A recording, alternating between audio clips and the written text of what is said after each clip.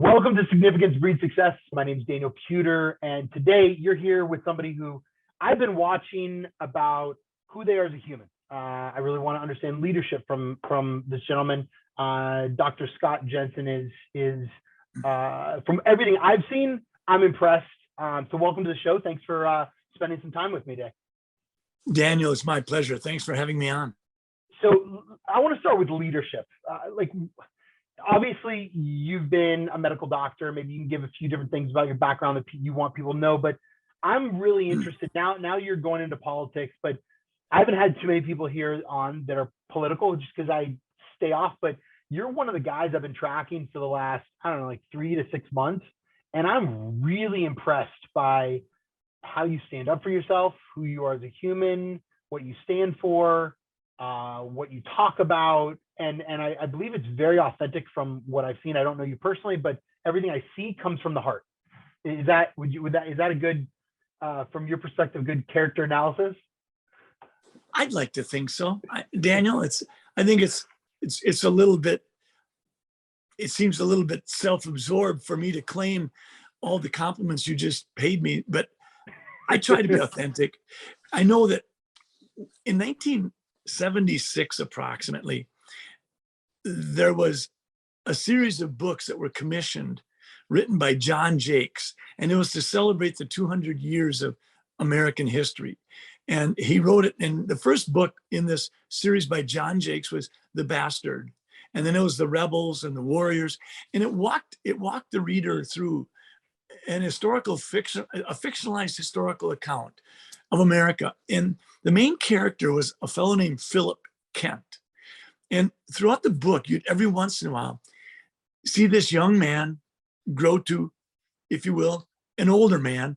And he oftentimes said, take a stand and make a mark. And I was at the time, I was 22 years old, and the book just really resonated with me. So I've always thought that if at the end of my life, I can look myself in the mirror and say, yes, I took a stand and I made a mark. And sometimes it might not have been my best move.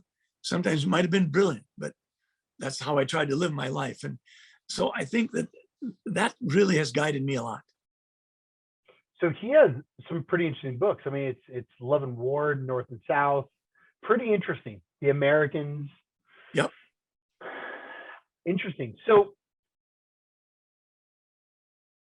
building a team, I find that there are successful people that build teams. I mentioned Dr. Oz right before the show when we were talking, and he's been a mentor of mine. He's poured into me. He spent some time with me. Like, to have a guy at that level is very challenging because he's got a million people that want his effort and time. And so it's been awesome to see what he's done behind the scenes. And not too many people see all the good stuff, but and I've never seen anything negative. And I look at people that have built teams, and I'm impressed. So when you run, obviously you've been in politics for a while. When you ran, when you're running, what do you look for in team members? In, like, how do you vet people? How do you recruit people? Obviously people are probably attracted to, like, who you are as a leader, not as in a physical attraction, but like ideological or like a cultural way. How do you do that? Like, how do you spend all your time? You must get 10,000 emails a day. Like, how do you do this? It's crazy. I've had the good fortune to start a couple of restaurants, and I built a couple of commercial buildings, and then I built my own medical clinics. And so through my business career, I've had the chance to try to hone my skills at as quickly as possible, getting to the heart of a matter. And when you're dealing with people, that means getting to the real stuff. Is the person giving me what they think I want to hear, or are they really being authentic? So a couple things I look for. Is the person willing to focus on someone other than themselves to start with? I think in politics, there's so many people whose most commonly used word is I this, I that, I that. I look for people who use the word you. And if they don't use the word you, I'd like to see them use the word we, what we can do together. That's a big deal, I think. I look for people who are willing to be self-deprecating and not necessarily self-absorbed. And I think when I was trying to build a team, one of the things that I thought was sort of the magic moment with a lot of people I was working with was when I would, in some given instant or moment, I would say, well, that was my fault, or that was on me. And oftentimes it may not really have been totally on me. It maybe was something that I was perfectly aware of and I didn't step up and fix it. But if I'm willing to say, hey, that's on me, I think you create a culture where people will own up to the mistakes they make. And the mistake isn't the important thing. The important thing is that it got recognized and that we fix it. I remember when I was building this one building and I came in the morning to inspect the steel work that had been put up the night before, the day before. And there was an odd cutout in a base plate of a steel beam. And so when the contractor came on site a few hours later, I went out and I met with him and I said, could you show me this? Explain to me what happened here. It just looked odd. And he looked and he gave me this wry smile. And without flinching, he said, oh, that's a mistake. He said, that was on me. He said, I gave my workers the wrong instructions. They did exactly what I told them to do. And it wasn't right. I'd read it wrong on the blueprints. And he said, so now what I got to do is I've got to have it welded over 3 times. I have to have it ultrasounded to make sure the welds are as strong or better than the steel beam would have been. And then I have to have an independent contractor come out and demonstrate that, yes, it's been appropriately remedied. He said, I'll take care of it. No charge to you. I've never forgotten that. And that was 20 years ago. I just think that you need to empower people. And one of the best ways to empower them is to let them know that making a mistake isn't the big deal. The big deal is identifying it and fixing it. Because if you're not willing to identify it, fix it, and all you want to do is run from it, I don't want you on my team. Well, I think if we had leaders, not just in politics, but in the regular world do that, the whole world would shift pretty quick. I think so. I do. So Senate, you started off in the Senate in the political world in 2016. You were there for 4 years. I mean, and I see you were doing some stuff with potentially with what I've read is the drug price increase. It's pretty interesting how pharmaceuticals today. I mean, I'm about to launch a medical business because a lot of my students are in our schools are not provided with really good medical care. And what I've heard from my brother, who's a psychiatrist and pediatricians, is it's very hard to have youth practices or under 18-year-old practices in financial challenged neighborhoods or neighborhoods that speak multiple languages, because sometimes the doctors don't speak those languages, and sometimes it's very hard to get the kids there because the parents don't have cars, or don't have transportation, or don't have time, or whatever the situation is. So we're like, why aren't we putting a medical company inside our school to be able to support the kids when they get to school if they need something? For me, it's very simple. Like, let's solve a problem. So I'd love to know, like, how did it go the first round? Obviously, you were there for 4 years. You have a system. You have, a team that you built with it. You still have the same team. You're using the same processes, but it's a bigger race. Like, what? I love watching your posts, so it's pretty interesting to me.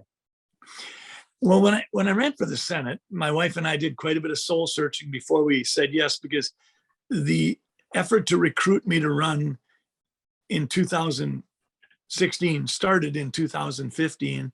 And Mary and I had just gotten back from a deeply moving and profound experience where we'd spent 12 days in Israel and had a chance to walk the steps of Jesus and his life. And we got back, and less than a week later, we were being recruited to run for the Senate. So we said no for the first 2 months. And then through a lot of soul searching, we said yes, built a team. We ended up winning in 2016. And we actually had more votes than any other Republican senator in the state of Minnesota. And for a first-time rookie, that felt pretty good.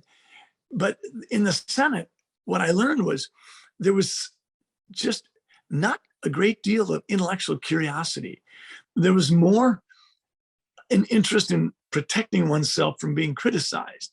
And there was always, always, always a lot of attention paid to whenever it was that your next election would take place, whether it was a 2-year term or a 4-year term. That was a huge deal. So that was really disappointing and disillusioning for me.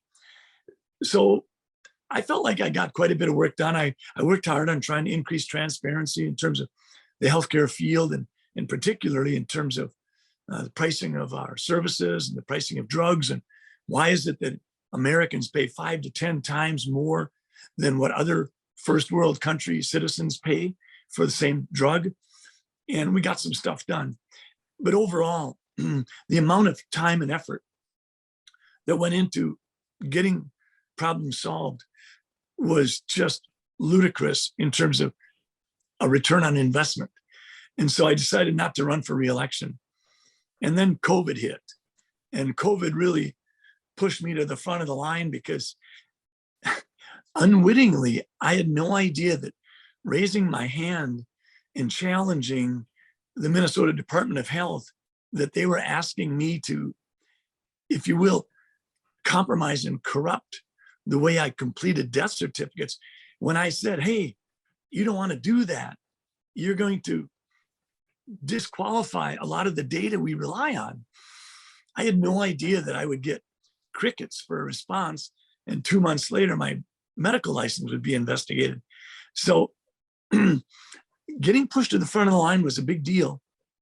All of a sudden, my life was upside down. I was on national news programs like the Ingram Angle and Tucker Carlson and Rush Limbaugh and Dr. Drew and things. And it was all simply because I applied my natural skepticism to the context of what I was encountering, and I was trying to ask questions. And that's all it took to turn my life upside down. And then I ended up getting recruited to run for governor. And my wife and I probably struggled with that decision for 6 to 12 months before we finally said, okay, this is something we need to do. This is not the time for us to stand on the sidelines. So I've been asked to run for a couple different positions, and as a retired pro athlete, I speak well from what I've been told. It's interesting, and I've told people it's challenging to get things done in some positions. I think I'd run for one of potentially maybe 3 or 4: mayor, because you oversee the whole thing; governor; sheriff, because I'm a deputy sheriff, but I do it part-time now; or president. Like there's only a few positions that you have a lot of umph, and I love that I love that you saw that, so that you can when you become governor, you can really apply those things that you learn from one position to the next. What are 3 things you see you need from where you're at today to November? What are those stepping stones that you guys need and support from now to then? Well, I think any campaign needs to have a certain, if you will, platform from which to disseminate the message. And that's hard. And I think President Trump showed America that you can run a campaign and speak to the nation without necessarily being dependent on conventional legacy media. You can use social media platforms like Twitter and Facebook and Instagram and TikTok.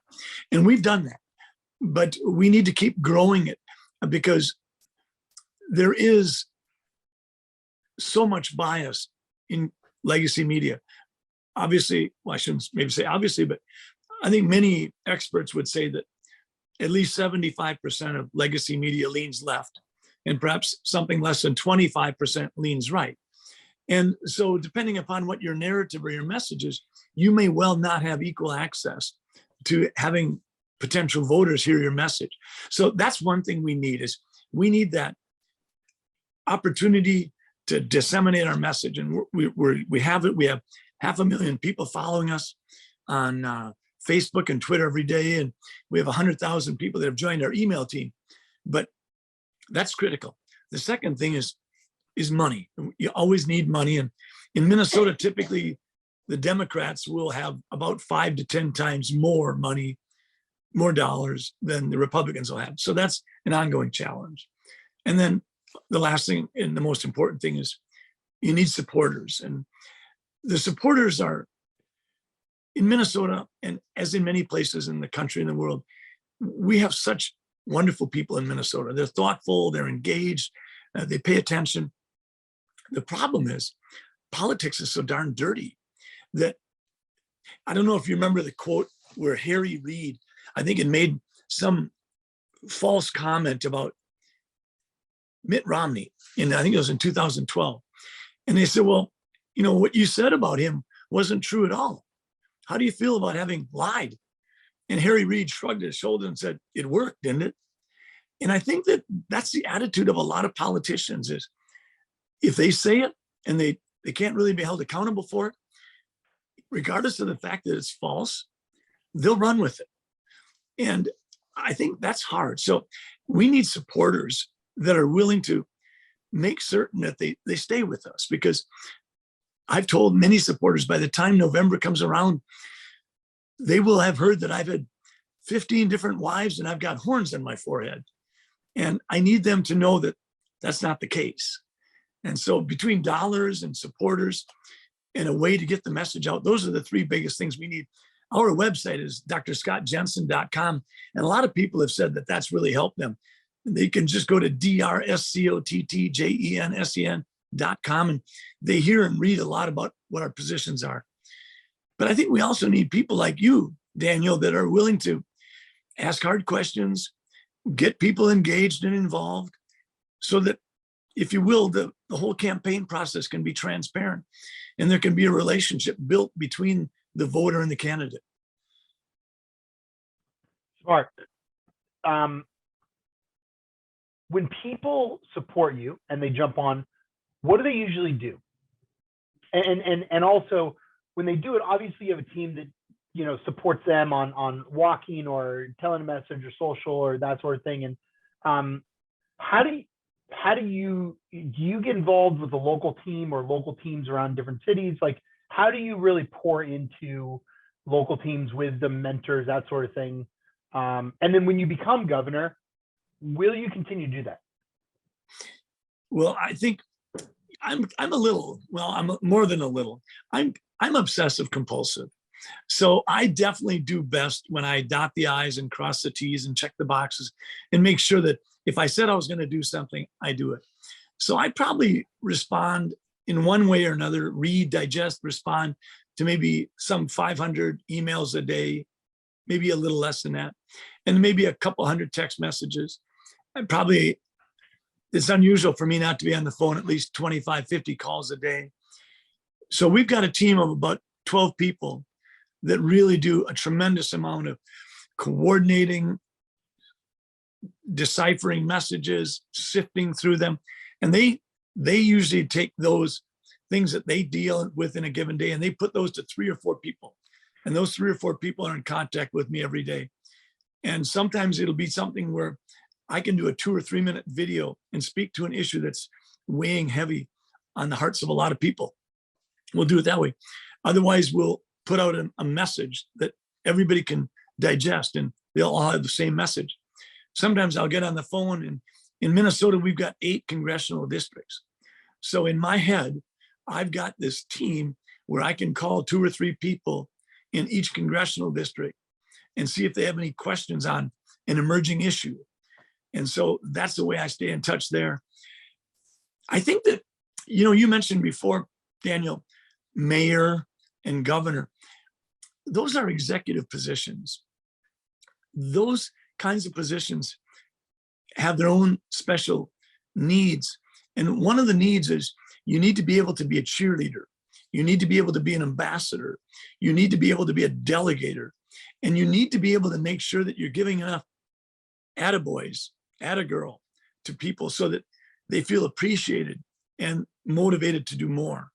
And I do a lot of that. I try to use my text messaging. I try to at least every day send out a handful of positive complimentary messages to people that over the prior 48 to 72 hours, I had some way or another come across something they'd done or they'd read or they'd written or they'd performed. And so I just don't think you can ever do enough, but you just have to keep on trying and you hope that that you touch people. But I think it's also important to make sure that when you're doing those things, do them even if all the lights are out. Do them even if nobody can see you. Do them just because they're the right thing to do, because those will be the moments that really identify who you are. When nobody is watching, are you willing to go open the door for someone, or go help someone pick up all the little spilled sugar packets off of their table at the restaurant that they so clumsily tipped over and now are embarrassed about? Whatever you can do, the best ones are when no one else is watching.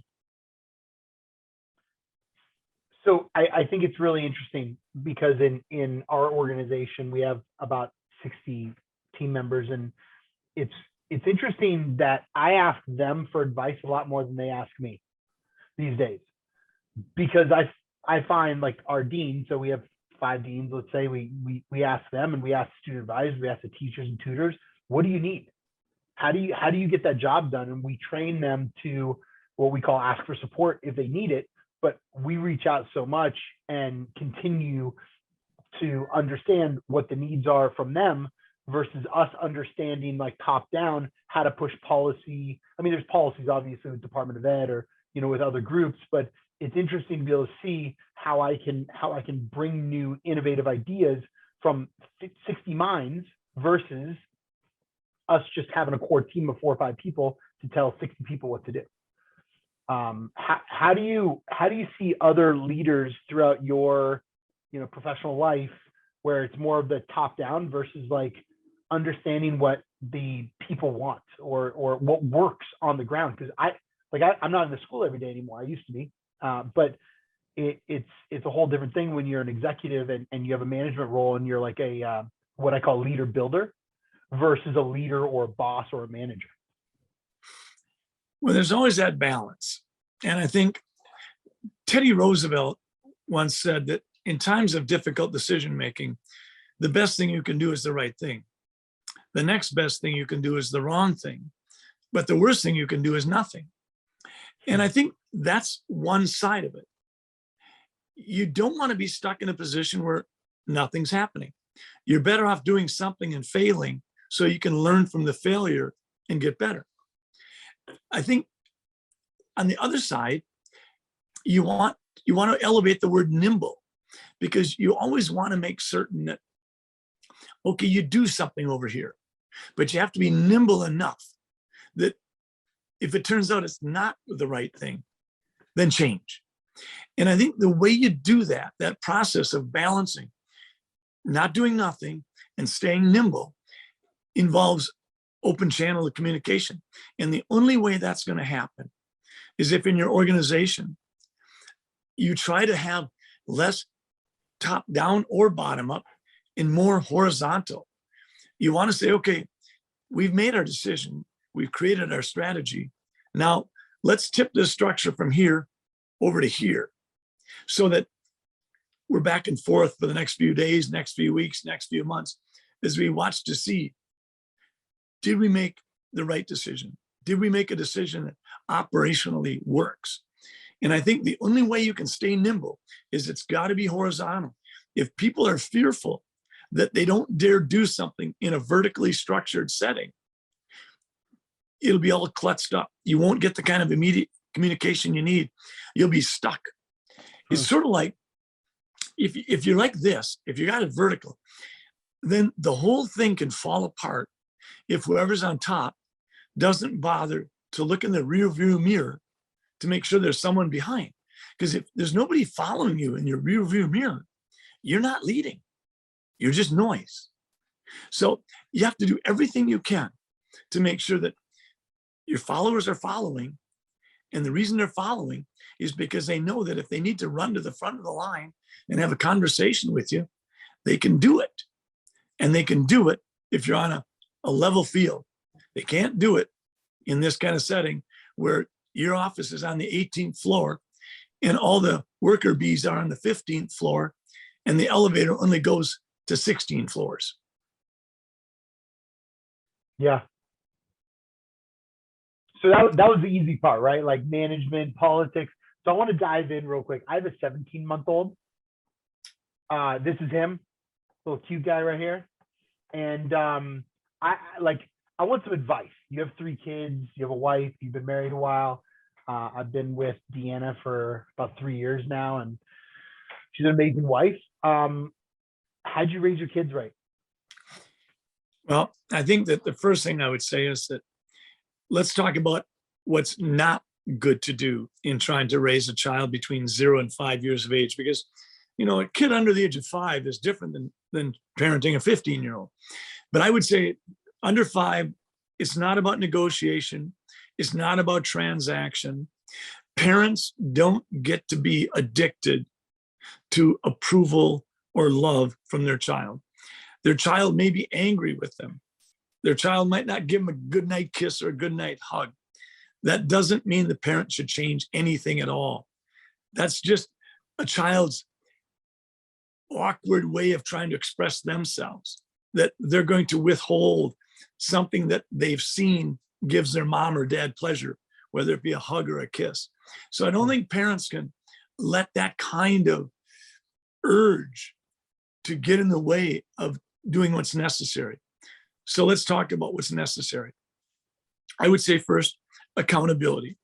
If you tell your child not to do something and they do it, there's got to be some accountability, whether it's a timeout, whether it's no treat, whether it's some deprivation of what they normally might have expected and wanted. There has to be accountability. I think the second thing is, I think there's got to be consistency. And I used to do quite a bit of my practice was counseling, and oftentimes it was marital counseling. But a lot of times what was really troubling the marriage wasn't finances, wasn't religion, wasn't sex. It was parenting. And oftentimes what was happening is the parents weren't consistently getting on the same page. One parent would say this, this, and this. And the other parent would come along and say, oh no, wipe those away. It's this, this, and this. You've got to be consistent. And that means that when the kids are in bed at night, you got to spend some time talking about, gee, when you did this, I felt like you're undercutting me because I had said this and you said this. There's got to be consistent communication between the parents. The kids are smart and they will work one parent against the other. It's part of the way their brain is wired. Human nature helps us learn without a whole lot of help how to negotiate for ourselves. So I think there's got to be consistency. And then there's got to be unconditional love. You can't, as a parent, sort of tantalize your child with being loved or not being loved. It always has to be there. So I think accountability in terms of the kid's got to do what the parent says.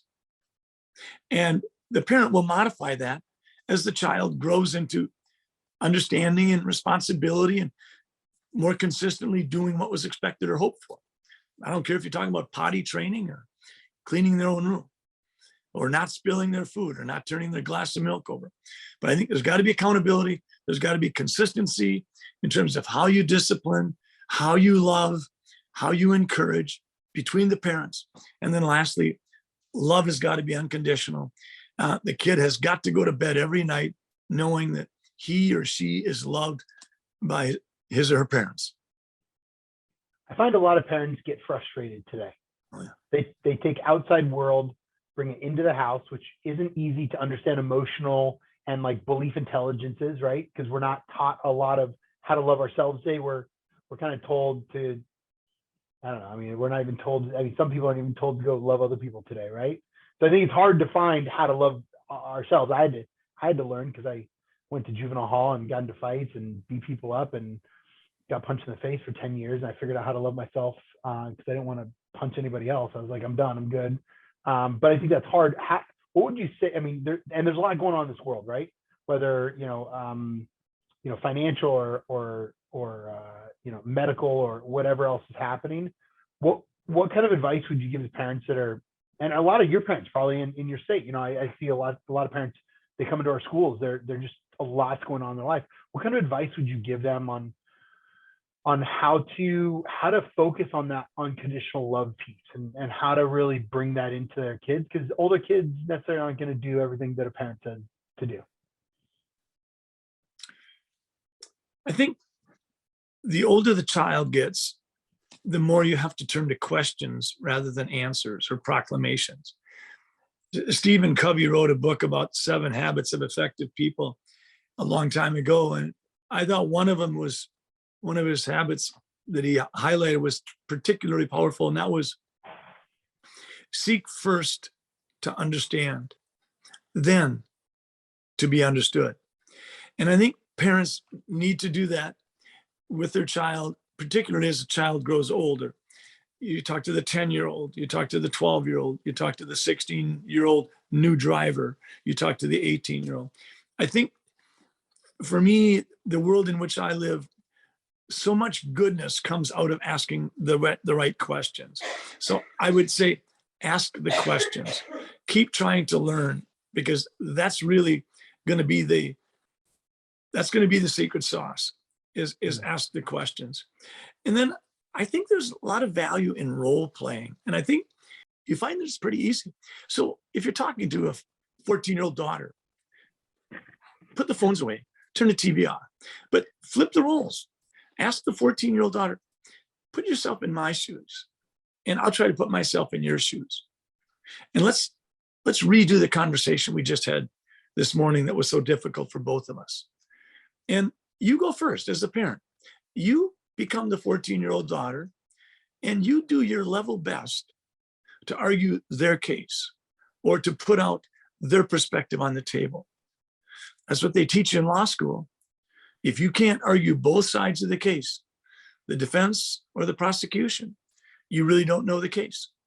In medicine, we always say, if you can't answer a medical student's question as to why you do something, you don't understand well enough why you did something. I think we have to do the same thing here. Be the 14-year-old daughter, demonstrate to the 14-year-old daughter that you really do understand their perspective. The fact of the matter is, you understand it so well that you can play their role, and you can maybe even make their case better than they could have. And once you do that, hopefully they'll be able to play your role and start to understand that you come from a different place.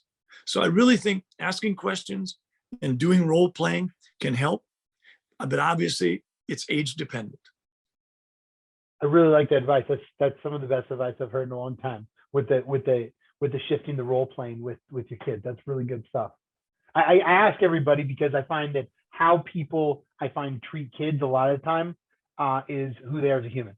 If they get frustrated with little ones, like at what level are you going to stop getting frustrated? Or if you're happy with little ones but you're not happy with big ones, like what's going on? Like where's that human inside of you that really connects with people?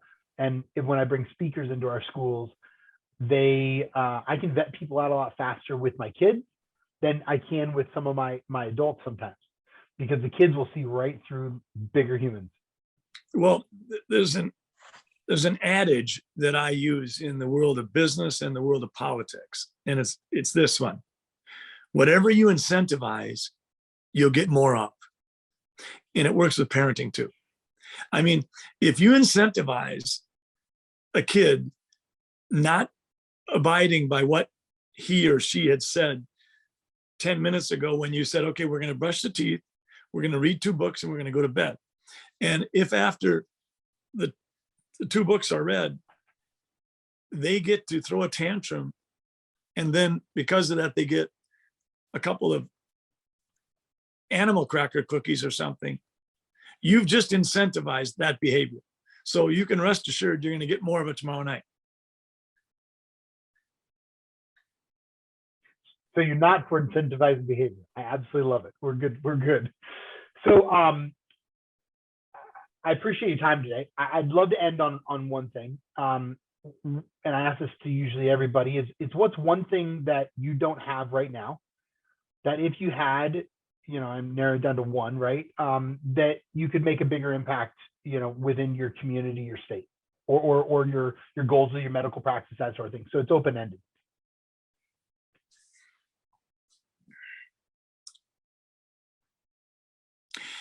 I think the one thing I don't have right now, that if I did have, I could really make more substantive change,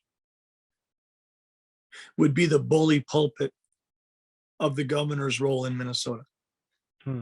That's why I'm running. I think you can accomplish so much from using your station in life to the maximum benefit. And I think our governor in Minnesota has not been willing to use his bully pulpit to honor the work policemen and women do, to honor people who are frustrated and concerned and anxious about whether or not our election processes are what they were in past decades. Instead, people are sometimes being called names because they dare to ask a question that reflects a discomfort that they genuinely hold inside. I think that we could have our leaders today do it differently. If they could use their bully pulpit, it's okay to ask questions, to seek a stronger recognition of the context in which we live. So much of what went on with COVID, I got myself in hot water because all I was trying to do is just try to provide some context. People came out and said, holy cow, we've got 300 people died of COVID today. And I say to them, well, we have 10,000 people die every day in America. So yes, today, 300 of them die of COVID, but none of them died of influenza. And in many years, we would have had 300 or more people die of influenza in a day in this country. That's context. I think that if we had leaders using their bully pulpit to enhance context, understanding, defend the police, our military, defend those who live in the shadows of life, defend the unborn. If we had more of those people, I think we'd find ourselves able to get along better. And right now, our country is tragically divided, and it's going to take a long time to heal these wounds. And some good men and some good leaders. Yeah. Yes. Well, I appreciate your time. You're a huge blessing. I'd love to meet you at some point. Love to come up to your beautiful state again. I've been there before, and I'm excited for the next 6, 7 months, 8 months, and to see results and then the impact that you make. Thank you so much, Daniel, and God bless you. And it takes all of us to make a world, so let's keep trying to make a world. Sounds great. Have an amazing day. You guys, Significance breeds success every single week right here. Check me out. You go to danielpeter.com or significancebreedsuccess.com. Thank you.